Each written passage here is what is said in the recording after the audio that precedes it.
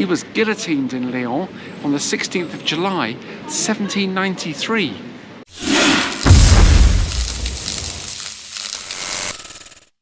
Good morning from Toulouse in France. And what a beautiful sunny day it is. Temperatures forecast around 14 degrees today. Twice what it was in London yesterday. And it was raining. It's nice to have some sunshine right at the beginning of February. And it's good to be travelling again as well. But in this video I'm going to take a walk through the city of Toulouse, discover some Roman history and some execution sites. And the first of which happened just here in the Place du Salin. Today it's beautiful. There's a cafe, there's a market, but once upon a time this square had a grim past. There's a plaque here which actually commemorates the events which I'm going to talk about, and a man called Giulio Cesare Vanini, who was an Italian philosopher and physician. And in February 1619, the Parliament of Toulouse found him guilty of atheism and blasphemy. And in accordance with the regulations of the time, he was executed here on this square on February the 9th, 1619. Almost 407 years ago to the day. The plaque also commemorates one or two other people as well who were burnt. And they can say Etienne Dolet, Michel Sauvin and Giordano Bruno, all burnt at the stake. It gives the dates as well. Punishment in those days was a little grim, especially as with Mr. Vanini, because his tongue was cut out, he was strangled, and his body was burnt. Not a very pleasant way to die. But it's a very pleasant square today. Busy with traffic, but it's nice here, it really is. But as I walk through the square, I see a statue. So I'm going to walk across and just see who this actually depicts. Gosh, the noise of the traffic is really bad. I'm sure once upon a time this was a lovely little square and the through road wouldn't have been here. But today it's very, very busy. And this delightful statue of Jaques Cujas. He was born in Toulouse in 1522 and he was a legal expert. Died on the 4th of October 1590, aged 68. Maybe he practiced on this square somewhere. But it's nice that it's nice to see a statue of a local person who's done well for himself. But I'm going to walk through the back streets. I don't know which way I'm going to go. I'm going to walk through the back streets all the way up to the Capitole, main city hall, and see what I can discover in the back streets. I've had so much success walking through the back streets in previous videos and numerous other towns and cities. I think this is going to be a back street walk. It's nice to get away from the main streets as well, and away from the tourist routes, and see something that the tourists don't see. I'm going to walk up Rue de Fleurs, Street of Flowers. That sounds rather nice. It's at the back of the Palais de Justice, the judiciary buildings. And there's a lovely old door here. And that's the entrance to the courts. I don't know if there's still courts there today. Probably. But that doorway, certainly an archway, is quite impressive. See at the top, court assizes. So I dare say a lot of criminals have passed through those doors. It's just quite a decorative little street, actually. The buildings with the shutters on the windows. Really rather pleasant. And a church up at the end. So let's go and take a look at that and try and discover some Roman history. This is a busy little street. Guess there's a few businesses here. A lot of people working. A lot of people going past on their scooters as well. And there we go. And that's rather interesting. The lamppost here, or the post here, advertising the school, is in the shape of a giant pencil. How cool is that? École Saint Stanislaus. How brilliant is that? That's really interesting to see. But this church is quite interesting. This is the Eglise du Gesu. The church takes its name from the Jesuits, or the Society of Jesus. The name Gesu means the name Jesus. It comes from the Italian Gesuiti. There is a Jesuit church in Rome. But construction began on this church back in 1854. It's completed in 1861. The architect was a man called Henri Bach, or François Auguste André Bach. It's quite a mouthful. And he died in Toulouse on the 10th of May, 1899, aged 83. The church was deconsecrated back in the year 2000, and is now an organ concert hall. That's worth knowing. I do like organ concerts. Maybe on another trip I'll try and book it to coincide with an organ recital. This is the former prison here, also known as the High Wall Towers. The lower part dates from the 4th century, during the Roman era. But during the 19th century, there was a prison here, known as the Amurat or Haut Murat. Hence the plaques on the wall, the High Murat prison, and one of the most feared prisons within the city. Then became a military prison, known as the Frugole Prison. And during World War II, it served as the prison for the Toulouse resistance. Absolutely really interesting to see this. There's another plaque on the wall as well. It's in French. During the occupation, many resistance fighters destined for deportation were interned in Frugole Prison. Spare a thought for the dead of the resistance. Really? Must have been quite a prison in its day to get that sort of reputation. But on the other side of the wall at the moment, it's a building site. Just going to walk through here a minute. Probably get told off, but never mind. I'm making a video. You just see the back of the wall, and the old bricks going down into the foundations, and the undercroft area that perhaps form part of the prison, perhaps in some way. Really interesting. That is really interesting. I wonder how many people walk past there every day without realising the history of this building. Yeah, that was nice. But let's just walk back around the back of the church and see what else we can discover. And hopefully, somewhere up here is a Roman road. Started to get a bit noisy down there as workmen were cutting up trees. Can't make a video competing with the noise of a chainsaw. But this is quite a pleasant little street. This is the Rue Antoine Darquier, named after Antoine Darquier du Pellepoint, who was a French astronomer. He has usually been credited with the discovery of the Ring Nebula back in 1779.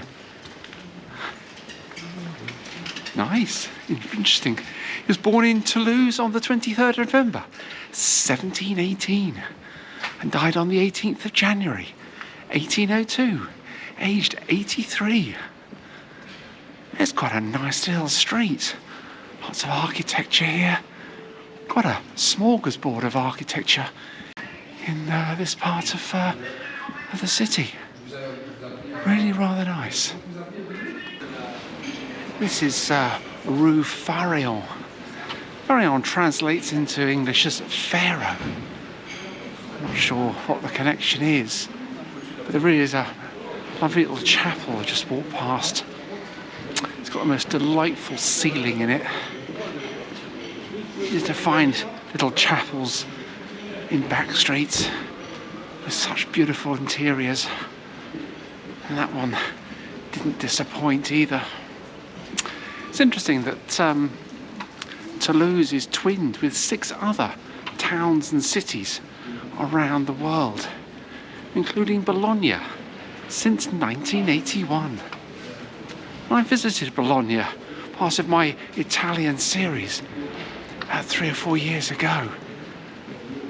What a brilliant time I had there. I'll leave a link to those videos in the description below. The architecture around here on these streets really is delightful. So many buildings with decorative shutters on the front. Really is very nice here. And I'm so glad I chose to walk through the back streets as well. Just so many surprises here in the centre of Toulouse. Let's walk on a little further towards the Capitole and a Roman road. I've walked a little further down these back streets into the Rue de Filatiers, what translates as the street of spinners. And behind me is a property. It was built in 1577. Shows how old this thoroughfare actually is. But it goes back even further, because below my feet is the Cardo Maximus, the Roman north-south road. All the Romans who lived and worked in the old Roman town that used to be here traversed this street. For over 2,000 years, people have walked down this street. And in Celia last year, I walked down the Decumanus Maximus, the old east-west road of the city. Really nice to do that. But in the Middle Ages, this street formed part of La Grande Rue, the big street, the main thoroughfare through this city. And it was known for its textile industry of spinners, hence the name today. Also glove makers, dressmakers, embroiderers, they were all here, all plying their trade back in the Middle Ages. And then from the 16th century onwards, the goldsmiths moved in. And the street was finally pedestrianised back in 1975.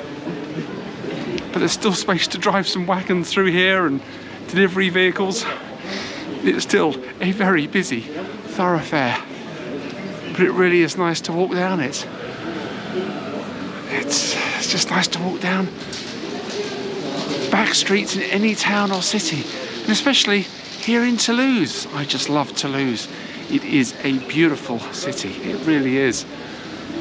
And here we are on the 2nd of February, 3rd of February even, 2026, and the Christmas tree is still up. There we go. Oh, how brilliant. Maybe I should come to Toulouse at Christmas and sample the festive delights that this city has to offer. Yeah, that's a good idea, I think. But I've walked into the Place de la Trinite, or Trinity Square, and this is where the Cardo Maximus meets the Decumanus Maximus. And the square is named after the Trinitarian monks who came here in the 14th century. There is a beautiful fountain here. It was installed in 1820 by the architect Urbain Vitry.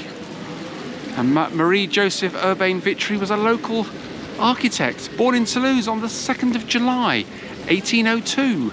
And he died here on the 27th of September, 1863, aged 61. That's quite a nice little fountain. Winged angels holding up a giant bowl. It's interesting looking up at the architecture. Quite a few of the flats seem to be for sale. There's a sign out at the front which says "À vendre," for sale. And it really is a busy little junction here. And I guess it has been since Roman times. But this street here is Rue des Marchats, Merchant Street. And in 1794, it was briefly renamed Rue Chalier, after Joseph Chalier, a lawyer from Lyon and a revolutionary politician. He was guillotined in Lyon on the 16th of July, 1793, aged just 46. But what is interesting here is the building on the corner. And there's a really huge piece of wood propping up the corner. Very impressive to see a bit of timber like that. I wonder if it was originally somewhere else and was brought here to this corner shop. Imagine it's probably got a story to tell.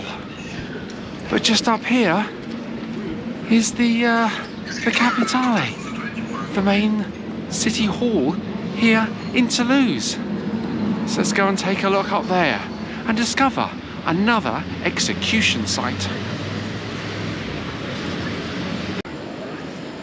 There's been a square here for the past 800 years. But from between 1750 and 1760, this building behind me has dominated this square. Rather elegant building. 128 metres or 420 feet long. And the facade of the Capitol building, well, it was designed by the architect and painter, a man called Guillaume Camas. And it really is absolutely beautiful building. Became a historical monument back in 1840. And it's absolutely one of the best city halls I think I've seen anywhere around Europe. Pediment at the top, the decorative design inside. Really rather nice. But this is also the site of an execution. Well, not quite an execution, or a martyrdom, because the man was Saint Sernin. And he was tied to the legs of a bull by the steps of the city hall, not this building obviously. And the bull set off, was driven down the steps of the Capitol, where his head was cracked open. Yeah, not very pleasant. Rather a gruesome story to be associated with this location. But associated it is. And he was buried in a church just round the corner. This church is said to mark the actual location where Saint Sernin died, back in the 3rd century. He was the first bishop here of Toulouse. His body was moved back in the 11th century to the Basilica, which is just a little further down the road. But it's quite a beautiful building, and it dates back to the 14th century.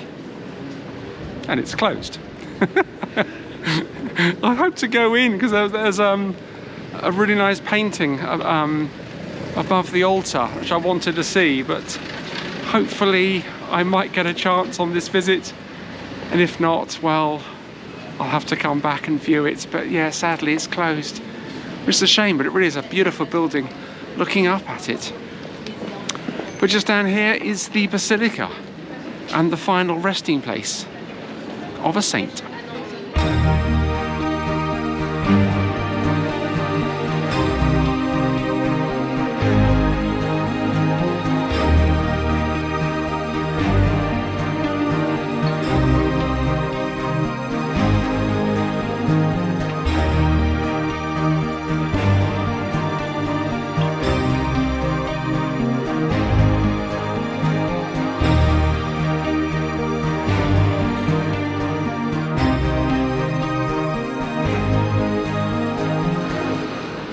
this is the Basilica dedicated to Saint Sernin. It's an absolutely beautiful building and one of the grandest basilicas I think I've ever come across on my travels. It really is just superb. There's been a church on this site since the 4th century. But this church was founded back in the 11th century with an altar dedicated by Pope Urban II on the 24th of May, back in the year 1096. Saint Sernin was the first bishop of Toulouse. He died in the year 257 and he's buried inside. And there's a lovely relief in there behind his coffin and altar depicting him being dragged behind a bull. There's also a painting in there as well, which is rather nice to look at. And the year 257, it marked difficult beginnings for Christianity in Roman Gaul, or France as it's called now. And Saint Sernin's feast day is the 29th of November. I went down into the crypt as well. Absolutely beautiful in there. Lots of relics and church plate all on display. The paintings on the wall. Just beautiful to see paintings on the wall.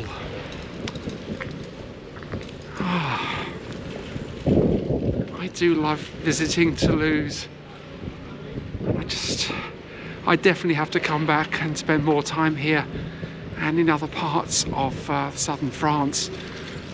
Toulouse is next to the Pyrenees, and I'd love to cross the Pyrenees into Spain one day as well. That would be lovely. But this is where I'm going to end this video. I've had a brilliant day just walking through the back streets, discovering lots of history, which is what I like doing.